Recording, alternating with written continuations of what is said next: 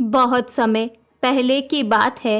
एक गांव में एक साधु मंदिर में रहता था और उनकी दिनचर्या रोजाना प्रभु की भक्ति करना और आने जाने वाले लोगों को धर्म का उपदेश देना था।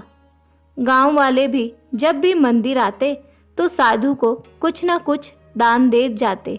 इसीलिए साधु को भोजन और वस्त्र की कोई कमी नहीं होती थी।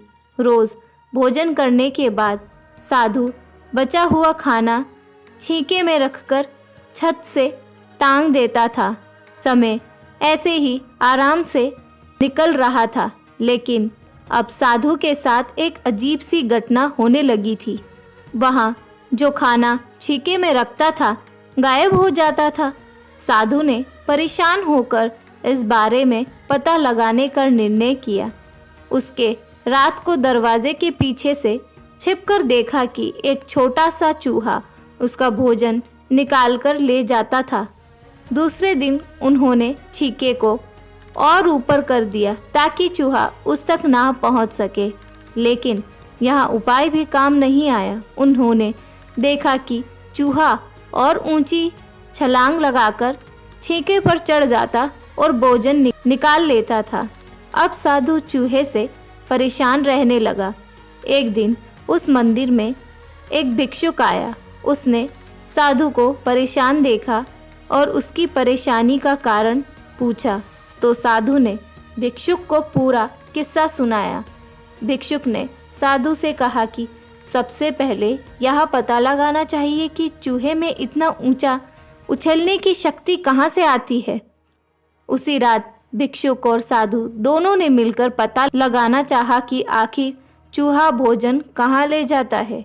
दोनों ने चुपके से चूहे का पीछा किया और देखा कि मंदिर के पीछे चूहे ने अपना बिल बनाया हुआ है। चूहे के जाने के बाद उन्होंने बिल को खोदा तो देखा कि चूहे के बिल में खाने पीने के सामान का बड़ा बड़ा भंडार है। तब भिक्षुक ने कहा कि इसी वजह से ही चूहे में इतना ऊपर उछलने की शक्ति आती है। उन्होंने उस सामग्री को निकाल लिया और गरीबों में बांट दिया।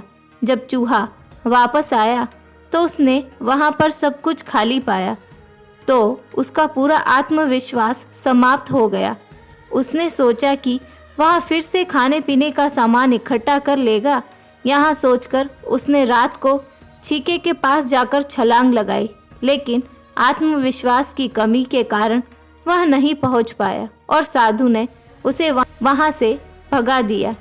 इस कहानी से हमें यह सीख मिलती है कि संसाधनों के अभाव में आत्मविश्वास की कमी हो जाती है। इसीलिए जो भी संसाधन आपके पास हो उसका ध्यान रखना चाहिए।